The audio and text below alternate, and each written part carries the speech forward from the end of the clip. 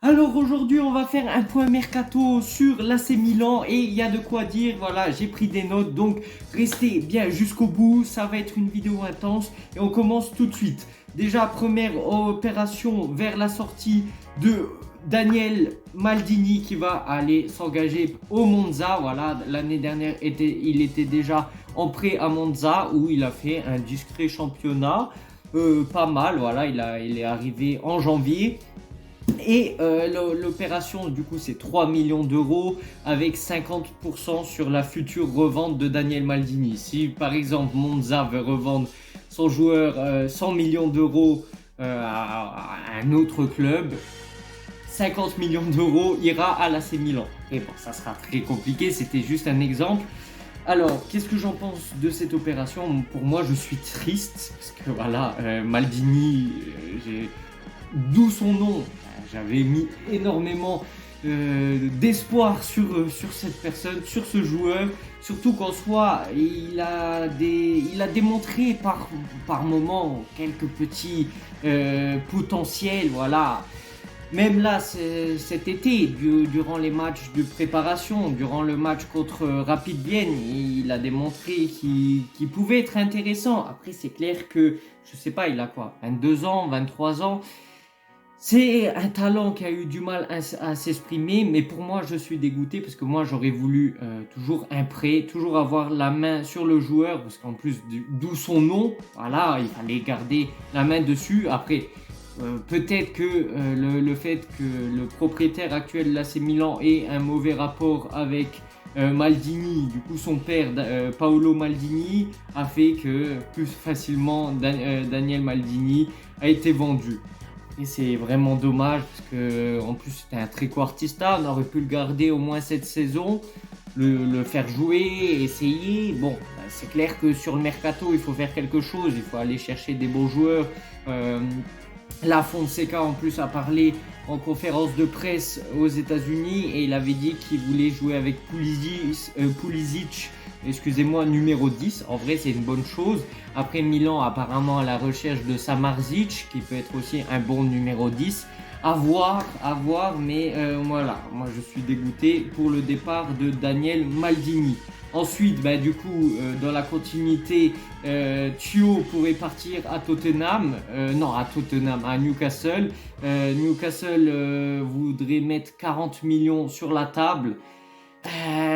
Giorgio Furlani a aussi parlé en conférence de presse en disant que Milan n'avait pas besoin de vendre pour faire le mercato parce qu'on avait les comptes verts, on avait les comptes en positif. Donc je comprends pas ce choix. D'accord que l'année dernière, la saison dernière, Thio a fait un mauvais championnat, c'est clair. Hein, il était toujours blessé et le peu de fois où il était présent, il jouait pas très bien. Mais bon, moi je comprends pas trop ce choix, surtout qu'on aurait pu renforcer la défense parce que apparemment Pavlovic pourrait venir à l'AC Milan. Du coup, les deux parties, que ce soit pas Leipzig, Salzbourg et l'AC Milan, il y a eu une entente sur un chiffre, sur un prix à 22 millions d'euros, ce qui peut être beaucoup parce que c'est un joueur qui ne s'est pas encore affirmé dans un grand club, dans un grand championnat. Mais bon, voilà, le salaire serait de quoi 1,8 million d'euros, ce qui serait raisonnable. Voilà. Mais une défense composée de Gabia, Tomori, Thio et Pavlovic, certainement que j'en oublie un, et Kaloulou, pour moi, ça aurait fait largement l'affaire, sachant que Kaloulou pouvait jouer défenseur droit. Bon, de toute façon, moi, je l'ai compris que ce Milan-là, a du mal à vendre et à chaque fois qu'ils vendent des joueurs, c'est des joueurs soit qu'on aime bien ou qu'on ne veut pas vendre. Par exemple, là, pour Maldini, ils ont vendu la semaine dernière Simic à l'Anderlecht pour 3 millions d'euros avec 20% sur la future revente, ce qui est rien du tout. Là, Maldini pour 3 millions à Monza, c'est rien du tout aussi. Il y avait des rumeurs qui disaient que Calabria aurait pu, enfin non, que Strasbourg était intéressé par Calabria parce que bon, je pense que Calabria va rester à l'AC Milan, mais Strasbourg a acheté un nouveau défenseur droit. Du coup, bon, la rumeur est partie en couille, on va dire ça. Pobega, je sais pas, il n'y a pas de rumeur comme quoi une équipe est intéressée pour le prendre. Pourtant, il faut absolument le vendre parce qu'il n'a plus sa place à l'AC Milan.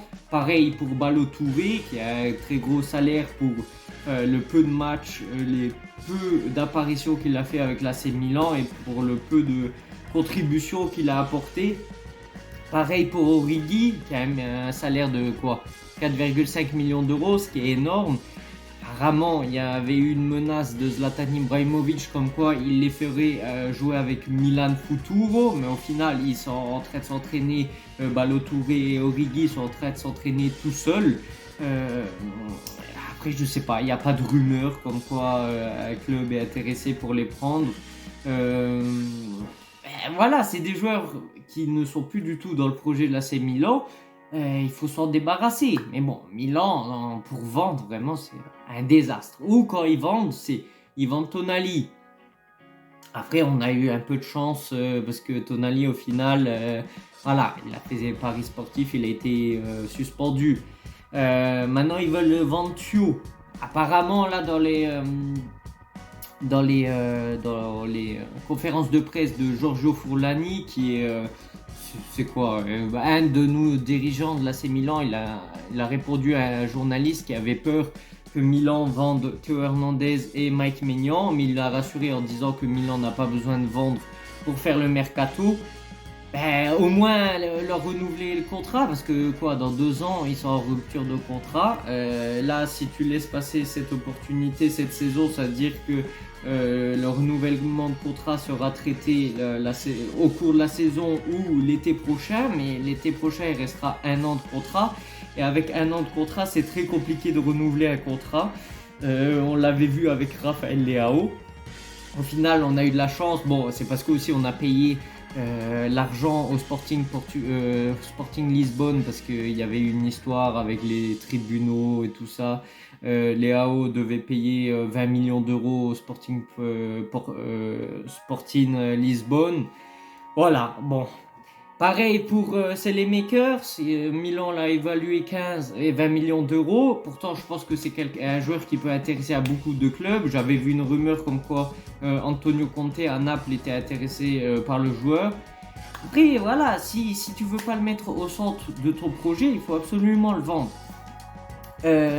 Donc voilà, Giorgio Furlani a aussi parlé que le mercato est encore long, qui se finissait en fin août. Bon, on est quoi? On est le 28 juillet. Bon, d'accord, seulement un achat. Mais bon, moi je vais pas râler parce que sinon on va me dire que je suis un pleurnichard de supporter de l'AC Milan et qu'apparemment on n'a pas le droit de se plaindre du mercato parce que tous les autres clubs n'ont pas commencé leur mercato. Du coup, je vous invite à aller répondre au sondage que j'ai fait dans la rubrique communauté de ma chaîne YouTube. Je vous pose la simple question: êtes-vous satisfait par le mercato de l'AC Milan, oui ou non? À vous de répondre. Après, moi, je vous juge pas. Si vous êtes satisfait, tant mieux. Moi, je suis pas là pour juger. Chacun est différent. Et c'est juste, je conçois pas qu'on me critique, qu'on me dise oui, tu comprends rien au football parce que apparemment je suis pas satisfait du mercato de l'AC Milan, alors que 90% des supporters de l'AC Milan ne sont pas satisfaits. Tous les jours, je regarde des vidéos de différents journalistes de l'AC Milan, de youtubeurs de l'AC Milan en Italie. Je regarde les commentaires, tout le monde est d'accord sur le fait que le mercato de l'AC Milan est merdique. Après, c'est comme ça. Le mercato se termine en août, certes, mais le championnat commence le 17 août. Au mois d'août, on a 3 matchs à jouer. 17 août contre Torino, 24 août contre Parma et 31 août contre la Lazio. C'est quand même des points qu'il faut aller chercher. Et si notre équipe n'est pas prête d'ici là, c'est sûr qu'on peut perdre des points sur la route. On va parler maintenant des possibles arrivées aussi. Apparemment, Milan est de retour pour aller prendre Emerson Royal. Il y a un accord qui serait fait avec Tottenham pour 15 millions d'euros. Pour moi, ça sera toujours mieux que Calabria. Après, c'est pas un joueur qui me fait devenir fou non plus, Emerson Royal, mais c'est mieux que rien. Du coup, Pavlovic, je l'ai dit, apparemment il est proche de signer à l'AC Milan pour 22 millions d'euros versés au Salzbourg. Et voilà, j'ai fait le tour de tous mes post-it.